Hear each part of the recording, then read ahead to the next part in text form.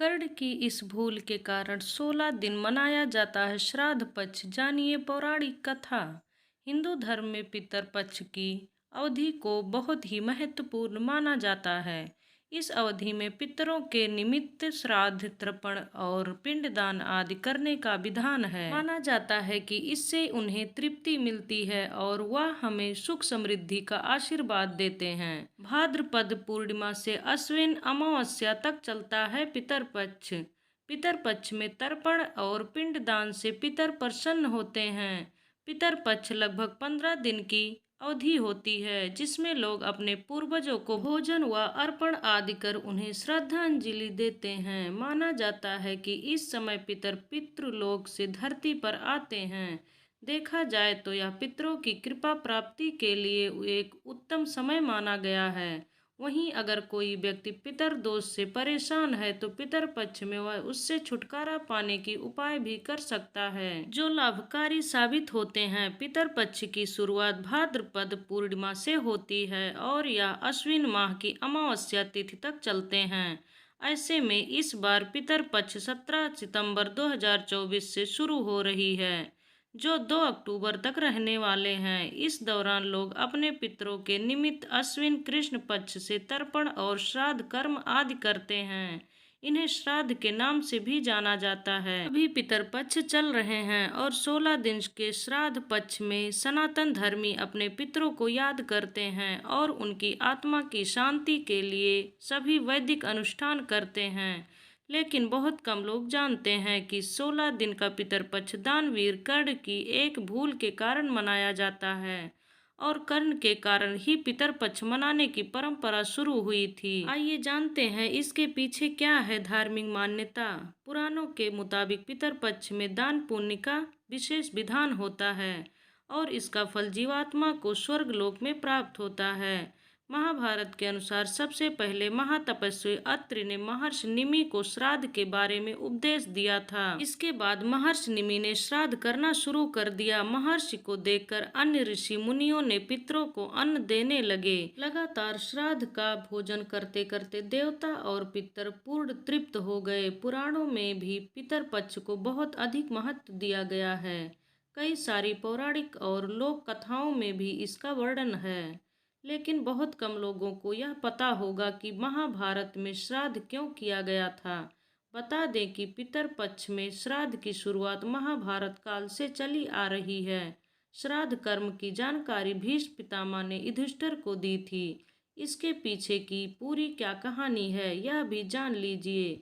हिंदू धर्म में पितर को 84 लाख योनियों में से एक माना गया है। मान्यता है कि विभिन्न लोकों में रहने वाले ये दिव्य आत्माएं संतुष्ट होने पर व्यक्ति पर अपना आशीर्वाद बरसाती हैं, जिससे मनुष्य को धन, यश, कीर्ति आदि की प्राप्ति होती है और कुल की वृद्धि होती है। इस तरह से देखें तो पितर पक्ष के दौरान किया जाने वाला श्राद्ध पूर्वजों के प्रति अपनी श्राद्ध की कृतज्ञता को व्यक्त करने का माध्यम है, जिससे प्रसन्न होकर पितर सुख समृद्धि प्रदान करते हैं। मान्यता है कि जब मृत्यु के बाद सूर्य पुत्र कर्ण की आत्मा स्वर्ग पहुंची तो उन्हें वहां पर खाने के लिए भोजन के बजाय ढेर सारा स्वर्ण दिया गया।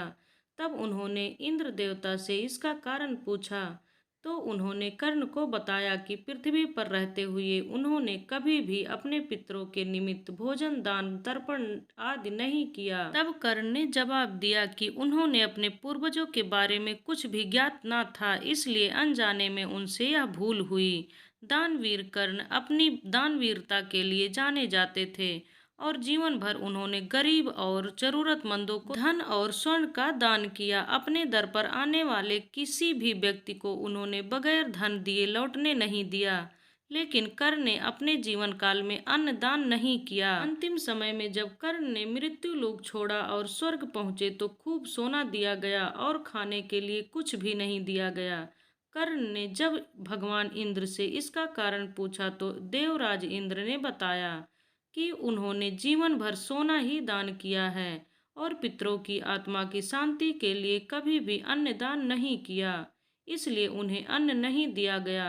तब कर्ण ने इस बात को लेकर अनभिज्ञता जाहिर करते हुए कहा कि मुझे अन्नदान के महत्व की जानकारी नहीं थी। कर्ण को जब अपनी गलती का एहसास हुआ तो उन्होंने अपनी गलती सुधारने के लिए एक बार 16 दिन के लिए धरती पर भेजा गया था। इन 16 दिनों में कर्ण ने अपने पूर्वजों को याद करते हुए तर्पण किया और भूखे और गरीब को अन्नदान किया और फिर स्वर्गलोक चले गए। ऐसी मान्यता है कि तभी से 16 दिन का पितर पक्ष मनाने की परंपरा चली आ रही है और इस दौरान लोग अपने पुरखों को याद कर भोजन का आयोजन करते हैं। साथ ही इस बात का भी ध्यान रखना चाहिए कि पितर पक्ष के दौरान यदि कोई भिक्षा मांगने आए तो उन्हें कभी खाली हाथ नहीं जाने देना चाहिए। पितर कभी भी अपनी संतानों को परेशान नहीं करना चाहते हैं।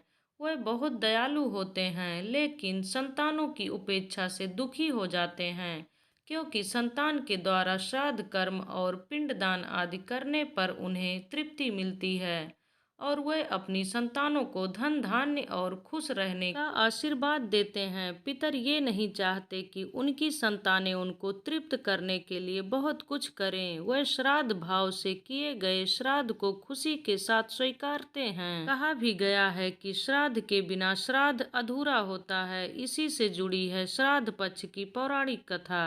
आइए जानते हैं कि कैसे श्राद्ध भाव से प्रसन्न होकर पितर देते हैं अपना आशीर्वाद। पौराणिक कथा के अनुसार जोगे और भोगे नाम के दो भाई थे। दोनों अलग अलग घरों में रहा करते थे।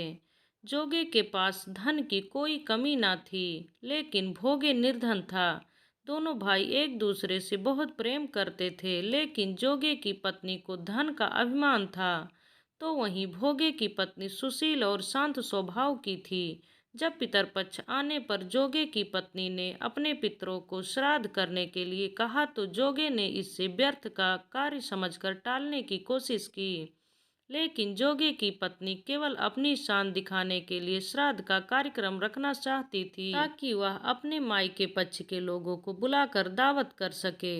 जोगे की पत्नी से उसने कहा कि मुझे कोई परेशानी ना हो, इसलिए आप ऐसा कह रहे हैं, लेकिन मैं सत्य कहती हूँ, मुझे इसमें कोई परेशानी नहीं है। मैं भोगे की पत्नी को बुला लूंगी, हम दोनों मिलकर सारा काम कर लेंगे। दूसरे दिन भोगे की पत्नी सुबह आकर सारा कार्य करवाने लगी। उसने अनेक पकवान बनाए, फिर सभी काम निपटाने के बाद अपने घर वापस आ गई, क्योंकि उसे भी पितरों का तर्पण करना था।